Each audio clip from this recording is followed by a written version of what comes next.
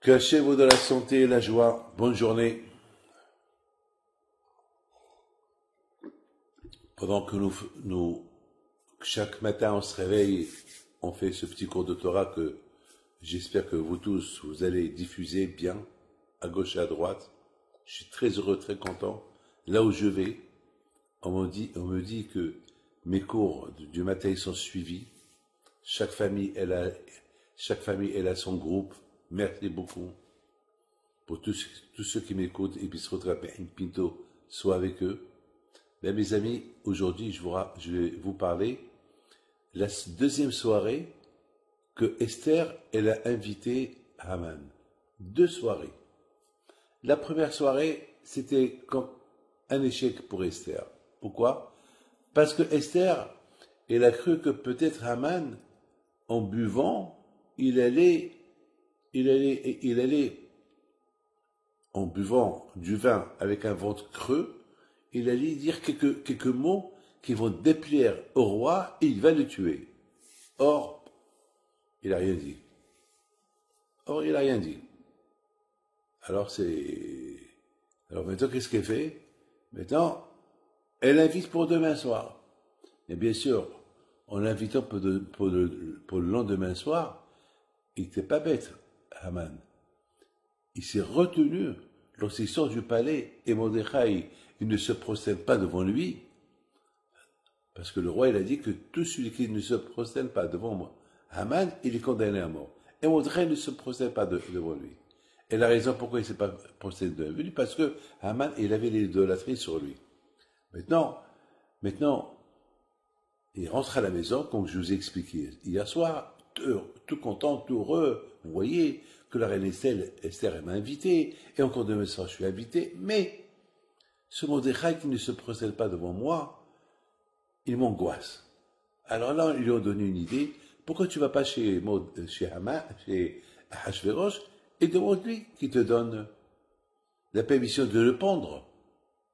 C'était une mauvaise idée. Pourquoi? Parce que, quand même, Mordechai, c'était le chef, le grand sadique de la génération. Et il était respecté par tout le monde. D'accord, il est condamné à mort avec tous les juifs, mais le tuer individuellement, ça c'était une erreur qu'il a fait Haman. Demander la tête de Mordechai individuellement et ne pas attendre, là, il a fait la plus grosse erreur de sa vie. Parce que d'un côté, on l'a expliqué hier, qu'il avait cette qualité de se savoir se retenir. Dans la soirée que lui a fait Esther, il s'est retenu pour ne pas dire un mot à travers. Dans la soirée de comment ça s'appelle, que maintenant, sa femme, il lui a préparé, après la soirée de Esther, sa femme, elle attendait à la maison avec tous ses copains. On l'attendait avec joie pour la soirée qu'ils lui ont fait. Et là, il ne s'est pas retenu. Là, ça veut dire, mes amis, on apprend quelque chose. Lorsqu'on se retient d'une colère, il ne faut pas se retenir pour le moment, et après quelques jours, tu ne te retiens pas et tu reprends encore la discussion du passé pour se disputer. Beaucoup de fois, il y a des gens qui se retiennent sur le coup, ils ne s'énervent pas, et après un jour, 2 jours, ils lâchent tout le paquet, donc ils n'ont rien. Lorsqu'on dit se retenir, il faut se retenir à tout jamais. Il faut se retenir. Tout ce qui est mal, il faut se retenir. Tout ce qui est orgueil, il faut se retenir. C'est tout. C'est pas, tu te retiens pour un laps de temps et après tu réveilles la colère. Non. Alors là, tu as perdu. Alors là, mes amis, on a vu que Haman, il était fou. Il se retient au palais royal. Il se retient lorsqu'il sort et voit Mordechai qui ne se procède pas devant lui. Il se retient. Mais chez lui à la maison, il était content, mais on a vu que sa femme lui dit, eh ben, tu le pends. Il aurait pu se retenir. C'est logique. Pourquoi? Parce que s'il le pend individuellement, alors là, le roi Hachvérosh, il va s'énerver. Il a dit, comment? On va pas tuer le chef des Juifs avant, on peut causer une révolution. Ben, on le tue le jour que tu tues tout le monde. Ça, c'est acceptable. Et c'était l'échec que Hachem, il a fait à Haman. Donc, mes amis, le fait qu'il a décidé de tuer Mordechai, alors déjà, il a ouvert une porte pour la fin, pour signer sa fin à lui-même, à Haman. Donc, ce qui s'est passé, c'est que ce soir là-bas, le roi Hachvérosh, il a fait un cauchemar. Il a rêvé que Haman, il était en train de le pendre. Le roi, il a fait un cauchemar. Parce que le roi, il a commencé à réfléchir, à penser, mais pourquoi Esther, elle a invité 2 fois Mordechai? Je comprends qu'elle invite une fois, mais elle a invité 2 fois, pourquoi? Et voilà, le matin, il se réveille à cause de ce cauchemar, et voilà, il entend les pas de Haman qui arrivent. Qui est là? Haman. Haman, qu'est-ce qu'il veut? Je sais pas. Il vient pour te demander de pendre Mordechai. Ah bon? Mordechai est celui qui m'a sauvé la vie. Alors, là, Haman, il a signé sa fin. Mordechai Yehudi, lui, le pauvre, que jamais il a fait du mal à personne, il était en train de prier à Hachem pour que la Xara soit annulée.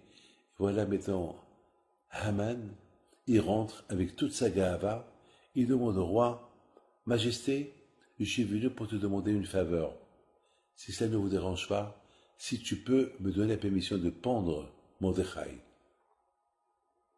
Et voilà, Hachvérosh lui dit, moi je te pose une question. Il y a quelqu'un qui m'a sauvé la vie. Il y a quelqu'un que j'aime. Il y a quelqu'un que j'adore. Et je ne le savais pas. Quelle récompense je dois lui donner? Alors Haman, il a pensé, qui peut aimer le roi plus que moi? Qui mérite les honneurs plus que moi? La gahava de Haman. Il a dit alors, celui que le roi il aime, qu'on lui trouve quelqu'un qui le fait tourner dans toute la ville avec la couronne royale, le vêtement royal et le cheval que le roi utilise. Et on va dire devant lui, voilà celui que le roi il aime. Alors Hachvérosh lui dit, tu fais tout ça à Mordechai. Vous imaginez le choc qu'il a eu Haman? Haman, il vient pour demander la permission au roi pour pendre Haman, pour pendre Mordechai, et voilà maintenant, c'est le contraire. Ben, c'était l'échec. Mes amis, voilà comment la roue, elle tourne. Et là, Haman, il a scellé sa fin. Demain, on continue. Que le bon Dieu te protège, je vous donne la santé, bracha, v'atzaha, amen, karasan.